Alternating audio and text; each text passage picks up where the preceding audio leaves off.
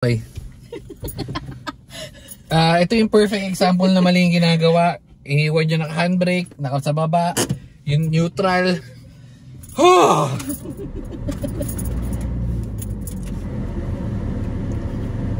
ito na lang, sa video na to, pakita ko sa inyo or anong napansin kong difference versus nung sa, ewan ko maingay yung maingay yung aircon Yung difference versus ng kotse, well, sa Vios, na 1.3 versus sa Fortuner. So lipat tayo dun mamaya, pero ito nga, may pupuntahan lang tayo. So habang nandito tayo, explain ko na lang din sa inyo yung difference. Kasi una ito, pag sa kotse, since gas to, yung takbo niya, kahit as in malamig yung makina, pag in-start mo, pwede mo na agad i-go Yung sa Fortuner, medyo nararamdaman ko yung, alam mo yung parang siya, parang kulang siya sa kumaga pag nagising ka sa umaga kulang siya sa unat pag kailangan mo siya munang i-warm up kailangan mo siya na i-peggy siguro hindi naman matagal, siguro mga 2-3 minutes okay na, pero unlike yun nga, pag ito start andar mo agad, wala ka masyadong mapapansin, pero other than that, pag tumatakbo na naman okay na. Hindi ko lang sure dahil nga first na kotse natin yung na diesel. Hindi ko lang sure kung pwede yun na itakbo agad or kailangan na magpainit, kasi usually sinasabi nila pag diesel is kailangan magpainit. Tapos pangalawa is ito, since mababa, pag tumatakbo, ngayon takbo natin na sa 20. Pag umandar na ako ng mga 40, 60, pag ako yung nagdadrive, nararamdaman ko mabilis yung mabilis na yung takbo Pero doon sa Fortuner, pagka umaabot na tayo ng mga 100, 120, hindi ramdam. Iba yung takbo niya versus sa dito. Tapos, isa pa, yung sa pasahero, yan, pag may buwisit kang pasaherong ganyan, ramdam na ramdam mo. Bakit mo ramdam na ramdam? Kasi sobrang dikit sobrang dikit. Yung sa Fortuner maluwag, ito, ayan, space na yan. Wala pa lang kasing naka-reading, ililipat na lang natin ito mamaya. Hoy, bumili ko ng sorry. Paano kita kukudaan ngayon? Ha? O, paano kita kukudaan ngayon? Anyway, so yun nga. Yun lang yun yung napansin ko, pero kasi sa automatic, yun pala, before namin kasi kunin, ito nakakatawa. Kwento ko lang din. Before namin kunin si Gob, eto si Kulitog, yung Vios namin. O Vios na niya pala. Hindi niya pa inana, pero yung Vios niya. Yung bago ka namin kunin si Gob, hindi ako marunong mag-automatic. So, ang ginawa ko lang, since marunong ako mag-manual, so thinking, feeling ko gano'n naman thinking na pagka marunong ako mag-manual, is dapat marunong ka na mag-automatic, since very, very minimal. Una, wala ka ng clutch, drive, gas, and ka lang. So, ginawa ko lang, nag-check ako sa YouTube, paano umandar yung kasi sa manual, meron kang primera, basta yung first gear, second gear, third gear. So kailangan mo tinitimple. Yun yung nagiging problema niya kanina habang nagda-drive siya. Unlike mamaya na lang doon. So sobrang smooth ng transition ko from Vios na 1.3 engine manual papunta sa Fortuner na automatic at 2.8 na engine. So etong ganito, pag tumatakbo 40 papuntang 60, ramdam ko yung bilis Iba yung iba na yung, hindi ko alam dahil mas mababa, pero iba yung takbo niya. Tsaka ang dito, pag yung lubak, kasi since mas maliit yung gulong, since maliit yung gulong, is ramdam mo, ito may lubak. Dadaanan natin, sadyain natin ramdam, yung ganun lubak, hindi nararamdaman sa Fortuner, dahil medyo mas malaking gulong, parang dinadaanan niya lang. Kumbaga parang lang siya. Basta parang cute lang na siya na pimples na din, sinagasaan mo lang. yun lang. So yun yung mga napansin ko as a driver. Siguro tanungin natin, ito na lang, perfect. Ano napansin mo? So from eto ngayon, nasa Vios tayo, tatalon tayo sa Fortuner mamaya. Ano napansin mong difference from Fortuner sa Vios, or sa Vios muna? Ano napansin mo sa Vios?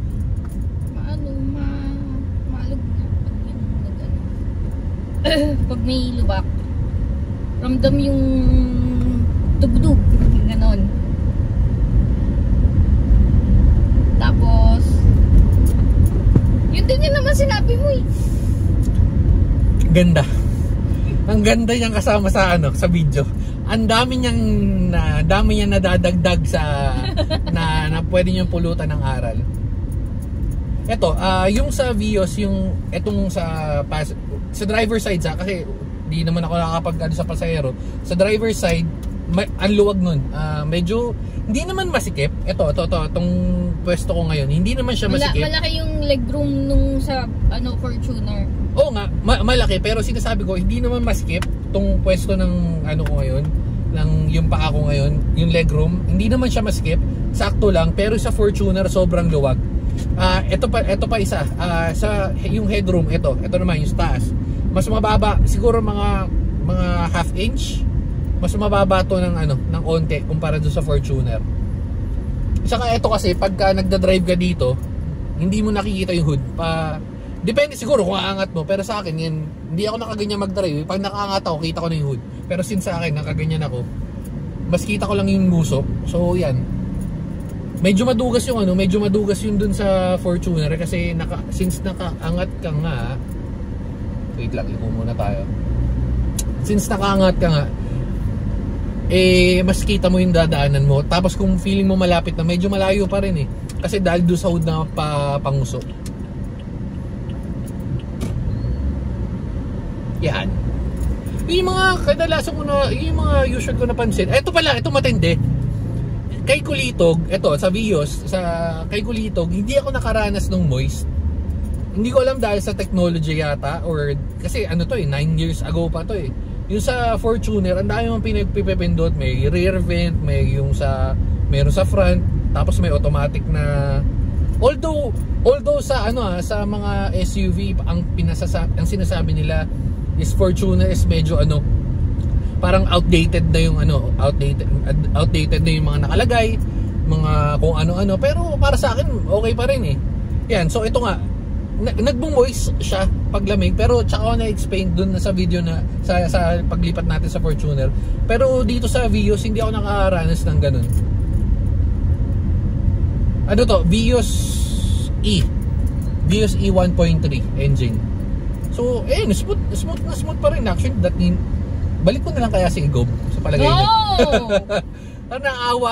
Naawa ako kay Kulitog nung tinetest drive kanina. Kala gano'n syempre nag-aaral pa lang. Saan mo marunong agad? Sa dami-dami ng pagpapractice, si Kulitog pa yung gusto mo. Sinong gusto mo pagpractice ako? Si Gob? Ba't di si Control? Ha? Ba't di si Control? Okay, dito Jay. Ayan. Okay, so siguro yung mga napansin ko, bukod doon wala naman masyado. Kasi ito, okay naman okay naman yung takbo niya, smooth naman siya. For 9 years, ang maintenance lang natin talaga is yun, pag 6 months. Actually, hindi nga 6 months minsan lumalagpas Lalo na nung pandemic days. Nung pandemic days, ang naging maintenance ko lang doon siguro after a year. Lagpas pa. Ayun di ba? Hindi siya hindi siya smooth pa rin siya sa city driving, pero yung gas consumption yun yung hindi ko masasagot or ngayon kasi hindi ako hindi ako nagko-compute ng gas. Hindi ako nagko-compute ng gas, so hindi ko masasagot kung mas tipid ba to versus dun sa Fortuner. Pero yun yung part na hindi ko masasagot. Pero yun nga, sa maintenance usually kailangan ang kinakarga ko dito is dati is kinakarga ko is dalawang klaseng yun, synthetic.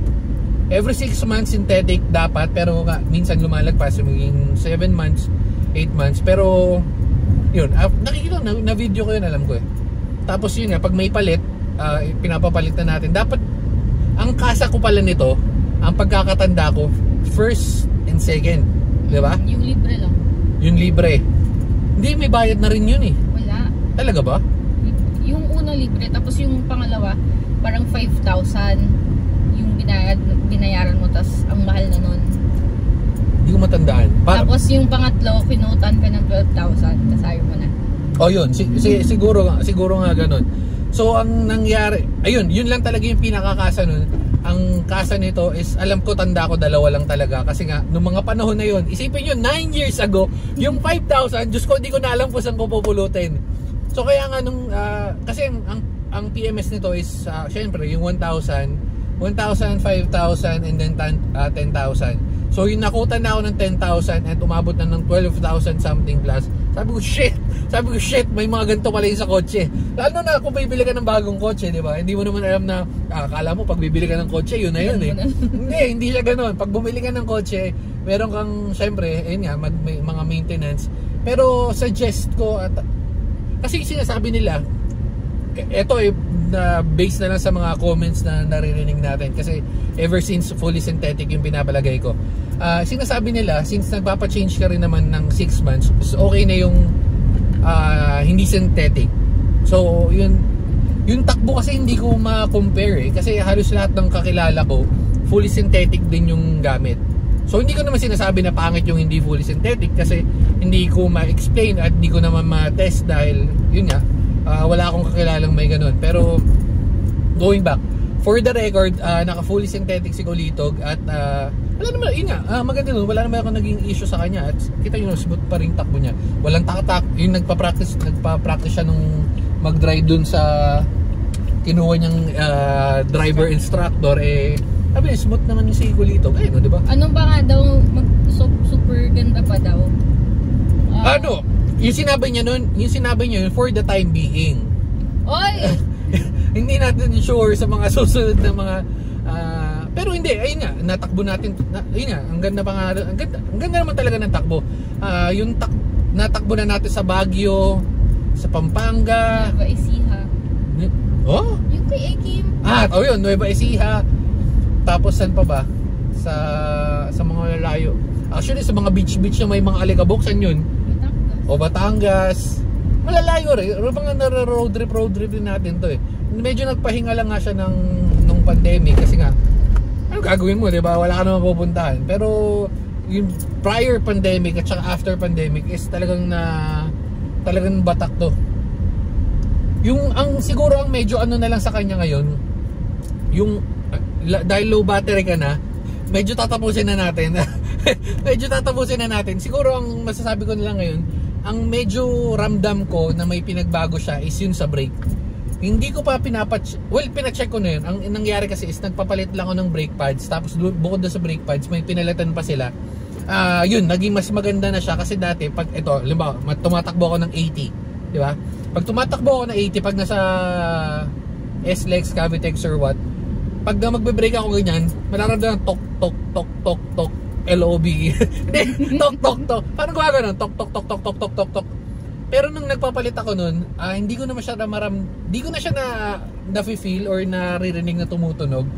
Pero alam mo yung dahil medyo may edad na yung kotse, hindi naman pa siya ganun katanda, pero medyo kung compare mo siya, since alam mo yun, ikaw yung nag-drive dun sa kanya unang-una at yun sa status niya ngayon, medyo naramdaman mo na may pagbabago ng onti, pero siguro kailangan lang i-adjust uli or may papalitan, pero other than that, smooth yung takbo niya. Ayun, pag nakahang or what, hindi ako nahihirapan. Well, depende siguro sa driver kung professional yung driver. Pag banu yung driver na katulad kanina, Diyos ko, nakapatag, nakaganyan. Ito yung patag, oh. Tinatanong niya bakit daw umaatras ng ganyan. Ay, naku po. Anyway, so yun na, siguro malapit na tayo sa pupuntahan natin. Dami ko na rin sinasabi. Pero separate na video na lang yun sa Fortuner kasi medyo mahaba na rin pala to. Ayun. So sana ano ngayon? Pari po. May mga amorseco pa ako. October 1. Galing. Yan. So October 1 ngayon, October 1, 2020. Ba't 9:30 dito? Ano yung So October 1, 2023. Tulad yan ang nasabi ko, sobrang smooth at ang ganda ng takbo ni Kulitog. Check natin yung mga susunod na kabanata. Ewan ko kung sana tumagal kahit mga isang linggo pag na-drive niya na. Anyway, so yun lang. Siguro dito na natin tatapusin. So ano masasabi mo kay Kulitog sa ngayon? smooth pa si Kulitog. Siyempre alagaan ko yan si Kulitog. Narinig nyo? Smooth pa Sigolito. So, ewan ko sa mga susunod na ano, pero sana. Kasi baka mangyari rin sa kanya yung sinapit ni Turing. So, kukwento ko sa inyo si Turing sa mga susunod na mga kabanata. O, yun lang. Dito na natin tatapusin. Medyo traffic lang, pero malapit na kami sa pupuntahan namin. Lipat tayo sa Fortuner mamaya. And, bye-bye. Babu. And, boom!